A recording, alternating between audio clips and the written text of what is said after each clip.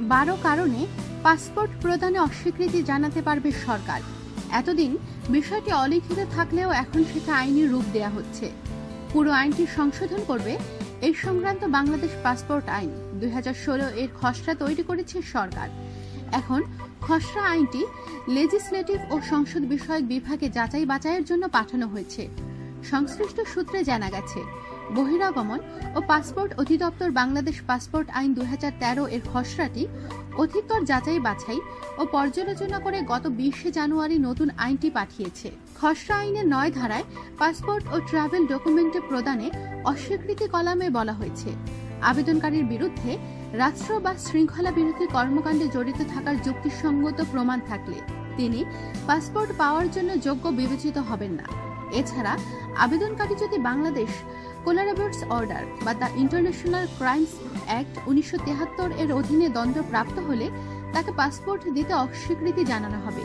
এছাড়া কারো বিরুদ্ধে রিজু করা ফৌজদারি মামলার উপস্থিতি এড়াতে বা তার অপরাধের বিচার বা দণ্ড এড়ানোর জন্য কেউ বাংলাদেশ ত্যাগ করতে উদ্যোগী হলে মানি লন্ডারিং, মানব পাচার বা মুদ্রা, মাদকদ্রব্য বা অস্ত্র পাচারে বা অন্য কোনো আইনগতভাবে নিষিদ্ধ ব্যবসায় জড়িত আছে মর্মে যুক্তিসঙ্গত প্রমাণ থাকলে তাকে পাসপোর্ট প্রদানে অস্বীকৃতি জানানো হবে।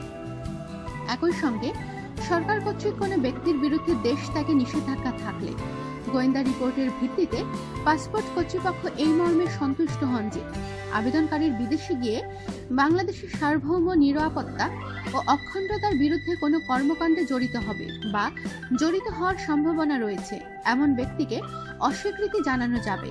একই সঙ্গে কোনো বিদেশি রাষ্ট্রে আবেদনকারীর অবস্থানের কারণে সেই দেশের বা অন্য দেশের সঙ্গে বাংলাদেশের বন্ধুত্বপূর্ণ সম্পর্ক নষ্ট হওয়ার সম্ভাবনা থাকে। এছাড়া আবেদনকারীর কোনো সন্ত্রাসী গোষ্ঠী বা সংগঠন বা আন্তর্জাতিক অপরাধ চক্রের সঙ্গে জড়িত থাকলেও তাকে পাসপোর্ট দেওয়ার ক্ষেত্রে অস্বীকৃতি জানানো হবে। নতুন আইনে 6 কারণে পাসপোর্ট আটক ও প্রত্যাহার করা যাবে বলে উল্লেখ করা হয়েছে।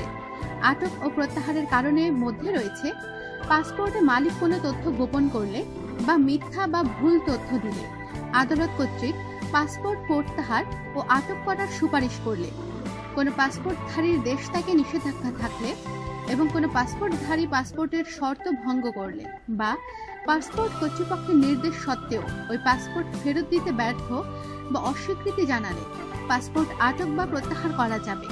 আইনে বলা হয়েছে, কোনো ফৌজদারি আদালত পাসপোর্টধারীকে দণ্ড দিলে দণ্ড দেওয়ার সময় তার পাসপোর্ট প্রত্যাহারের আদেশ দিতে পারবে। এছাড়া কোনো ফৌজদারি আদালতে কোনো অভিযুক্তকে জামিন দেওয়ার শর্ত হিসেবে সাময়িকভাবে তার পাসপোর্ট আটক করতে পারবে।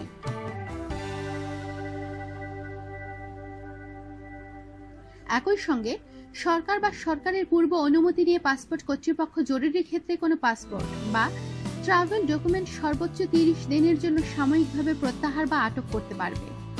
পাসপোর্ট সংশ্লিষ্ট অপরাধ ও দণ্ডের বিষয়ে খসড়া আইনে বলা হয়েছে, অননুমোদিতভাবে একাধিক পাসপোর্ট গ্রহণ করা অপরাধ হিসেবে গণ্য হবে। পাসপোর্ট পাওয়ার জন্য সজ্ঞানে মিথ্যা তথ্য দিয়েছেন বা উদ্দেশ্যপূর্ণভাবে প্রয়োজনীয় কোনো তথ্য গোপন করেছেন বা পাসপোর্টের আবেদনের সঙ্গে জালকৃত বা অন্যের দলিল বা কাগজপত্র জমা দিলে তা অপরাধ হিসেবে গণ্য হবে। সজ্ঞানে জালকৃত বা পরিবর্তনকৃত পাসপোর্ট অবৈধ উদ্দেশ্যে দখল বা হেফাজতে রাখলে 1 বছর থেকে সর্বোচ্চ 2 বছরের কারাদণ্ডে দণ্ডিত হবে এবং এর অতিরিক্ত অনধিক 50,000 টাকা অর্থদণ্ডে বা উভয় দণ্ডে দণ্ডিত হবে। রাষ্ট্রের বিরুদ্ধে কোনো কাজে বা অপরাধে ব্যবহারের জন্য কেউ পাসপোর্ট অধিকারী হলে বা সংগ্রহ করলে তিনি 3 বছর থেকে সর্বোচ্চ 10 বছর পর্যন্ত সশ্রম কারাদণ্ডে দণ্ডিত হবে। পাশাপাশি 50,000 টাকা অর্থদণ্ডেও দণ্ডিত হবে। নতুন আইনে পাসপোর্টের জন্য তল্লাশি ও জব্দের বিধান রাখা হয়েছে। এই সংক্রান্ত 16 ধারায় বলা হয়েছে, পুলিশের উপপরিদর্শকের নিচে নন এমন কর্মকর্তা বা বহিরাগমন ও পাসপোর্ট অধিদপ্তরের মহাপরিচালকের ক্ষমতাপ্রাপ্ত কোনো কর্মকর্তা বা সরকার কর্তৃক ক্ষমতাপ্রাপ্ত কোনো কর্মকর্তা যে কোনো স্থানে তল্লাশি করে যে কোনো ব্যক্তির কাছ থেকে পাসপোর্ট বা ট্রাভেল ডকুমেন্ট জব্দ করতে পারবে।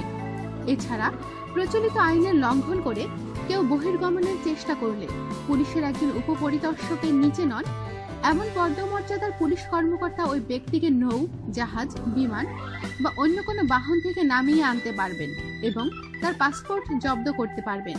জব্দকৃত পাসপোর্ট ও ট্রাভেল ডকুমেন্ট যথাযথ সিদ্ধান্ত নেওয়ার জন্য 30 দিনের মধ্যে বহিরাগমন ও পাসপোর্ট অধিদপ্তরের মহাপরিচালকের কাছে উপস্থাপন করতে হবে, যদি তা উপযুক্ত আদালতের কাছে উপস্থাপন করা না হয়ে থাকে। খসড়া আইন অনুযায়ী বিদেশি নাগরিকদেরও পাসপোর্ট ইস্যু করা যাবে। প্রস্তাবিত আইনে বলা হয়েছে, এই আইনে যা কিছু থাকুক না কেন, সরকার জনস্বার্থে সমীচীন বলে মনে করলে বা অন্য কোনো প্রচলিত আইনের বিধান বাস্তবায়নের প্রয়োজন হলে কোনো বিদেশি নাগরিক বা রাষ্ট্রবিহীন ব্যক্তিকে এই আইনের অধীনে পাসপোর্ট বা ট্রাভেল ডকুমেন্ট দিতে পারবে। আইনে অতি দ্রুত ইংরেজিতে অনুদিত একটি নির্ভরযোগ্য তৈরির বিষয়ে বলা হয়েছে।